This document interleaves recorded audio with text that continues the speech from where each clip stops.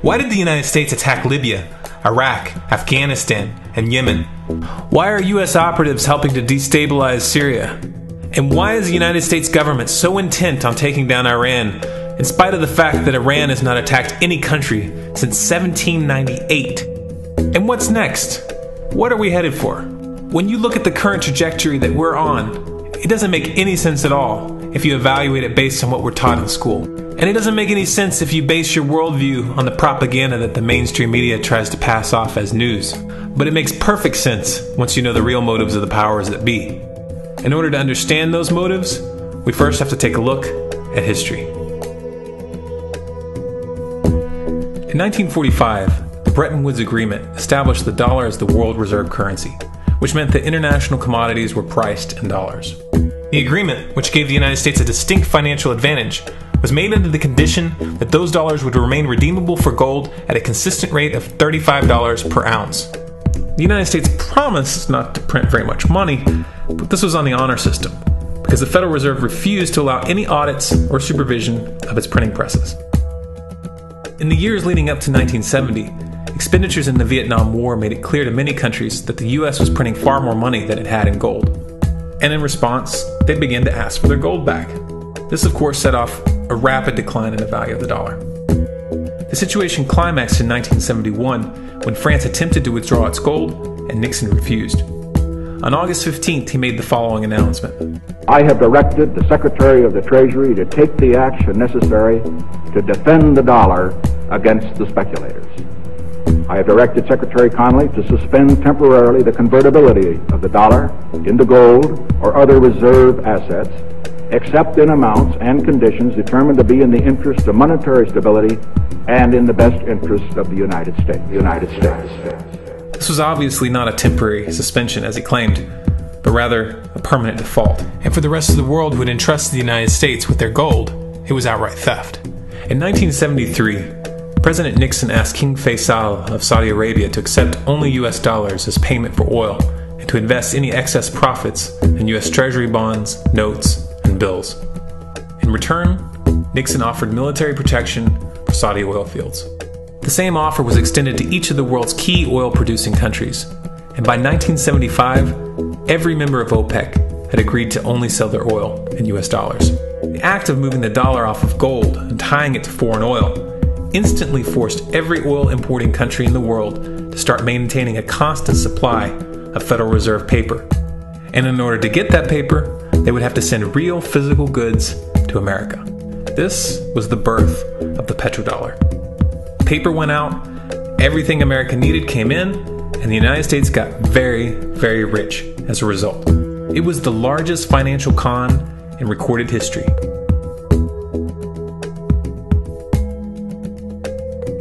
The arms race of the Cold War was a game of poker. Military expenditures were the chips, and the US had an endless supply of chips. With the petrodollar under its belt, it was able to raise the stakes higher and higher, outspending every other country on the planet, until eventually US military expenditures surpassed that of all other nations in the world combined. The Soviet Union never had a chance. The collapse of the communist bloc in 1991 removed the last counterbalance to American military might. The United States was now an undisputed superpower with no rival. Many hoped that this would mark the beginning of a new era of peace and stability. Unfortunately, there were those in high places who had other ideas. Within that same year, the US invaded Iraq in the first Gulf War. And after crushing the Iraqi military and destroying their infrastructure, including water purification plants and hospitals, crippling sanctions were imposed which prevented that infrastructure from being rebuilt. These sanctions, which were initiated by Bush Sr. and sustained throughout the entire Clinton administration, lasted for over a decade and were estimated to have killed over 500,000 children. The Clinton administration was fully aware of these figures. We have heard that 500,000 children have died. I mean, that's more children than died in Hiroshima. And you know, is the price worth it? I think this is a very hard choice, but we think the price is worth it. Miss Albright, what exactly was it that was worth killing 500,000 kids for? In November of 2000, Iraq began selling its oil exclusively in euros. This was a direct attack on the dollar and on U.S. financial dominance, and it wasn't going to be tolerated. In response, the U.S. government, with the assistance of the mainstream media, began to build up a massive propaganda campaign claiming that Iraq had weapons of mass destruction and was planning to use them. In 2003, the U.S. invaded, and once they had control of the country, oil sales were immediately switched back to dollars. This is particularly notable due to the fact that switching back to the dollar meant a 15 to 20% loss in revenue due to the euro's higher value. It doesn't make any sense at all unless you take the petrodollar into account. So I came back to see him a few weeks later, and by that time we were bombing in Afghanistan. I said, "Are we still going to war with Iraq?" And he said, "Oh, it's worse than that." He said, he reached over on his desk, he picked up a piece of paper, he said, I just got this down from upstairs, meaning the Secretary of Defense's office today, and he said, this is a memo that describes how we're going to take out 7 countries in 5 years, starting with Iraq and then Syria, Lebanon, Libya, Somalia, Sudan, and finishing off Iran. Let's take a look at the events of the past decade and see if you see a pattern. In Libya, Gaddafi was in the process of organizing a bloc of African countries to create a gold-based currency called the dinar, which they intended to use to replace the dollar in that region. US and NATO forces helped destabilize and topple the Libyan government in 2011, and after taking control of the region, US armed rebels executed Gaddafi in cold blood and immediately set up the Libyan Central Bank. Iran has been actively campaigning to pull oil sales off of the dollar for some time now, and it has recently secured agreements to begin trading its oil in exchange for gold.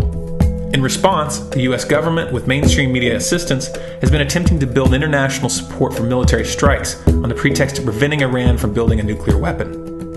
In the meantime, they established sanctions which US officials openly admit are aimed at causing a collapse of the Iranian economy. Syria is Iran's closest ally, and they are bound by mutual defense agreements. The country is currently in the process of being destabilized with covert assistance from NATO, and though Russia and China have warned the United States not to get involved, the White House has made statements within the past month indicating that they are considering military intervention. It should be clear that military intervention in Syria and Iran isn't being considered. It's a foregone conclusion, just as it was in Iraq and Libya. The US is actively working to create the context which gives them the diplomatic cover to do what they already have planned. The motive for these invasions and covert actions becomes clear when we look at them in their full context and connect the dots. Those who control the United States understand that even if a few countries begin to sell their oil in another currency, it will set off a chain reaction and the dollar will collapse. They understand that there is absolutely nothing else holding up the value of the dollar at this point, and so does the rest of the world.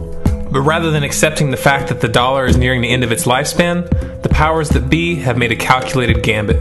They have decided to use the brute force of the US military to crush each and every resistant state in the Middle East and Africa. That in itself would be bad enough, but what you need to understand is that this is not going to end with Iran. China and Russia have stated publicly and on no uncertain terms that they will not tolerate an attack on Iran or Syria. Iran is one of their key allies, one of the last independent oil producers in the region, and they understand that if Iran falls, then they will have no way to escape the dollar without going to war. And yet the United States is pushing forward in spite of the warnings. What we are witnessing here is a trajectory that leads straight to the unthinkable. It's a trajectory that was mapped out years ago in full awareness of the human consequences. But who was it that put us on this course? What kind of psychopath is willing to intentionally set off a global conflict that will lead to millions of deaths just to protect the value of a paper currency? It obviously isn't the president. The decision to invade Libya, Syria, and Iran was made long before Obama had risen to the national spotlight. And yet, he's carrying out his duty just like the puppets that preceded him. So who is it that pulls the strings? Often the best answer to questions like this are found by asking another question. Qui bono? Who benefits? Obviously, those who have the power to print the dollar out of thin air have the most to lose if the dollar were to fall. And since 1913, that power has been held by the Federal Reserve. The Federal Reserve is a private entity owned by a conglomerate of the most powerful banks in the world. And the men who control those banks are the ones who pull the strings. To them, this is just a game. Your life and the lives of those you love are just pawns on their chessboard. And like a spoiled 4-year-old who tips the board onto the floor when they start to lose, the powers that be are willing to start World War III to keep control of the global financial system. Remember that when these wars extend and accelerate. Remember that when your son or your neighbor's son comes back home in a flag-draped coffin. Remember that when they point the finger at the new boogeyman. Because the madmen who are running this show will take this as far as you allow them to.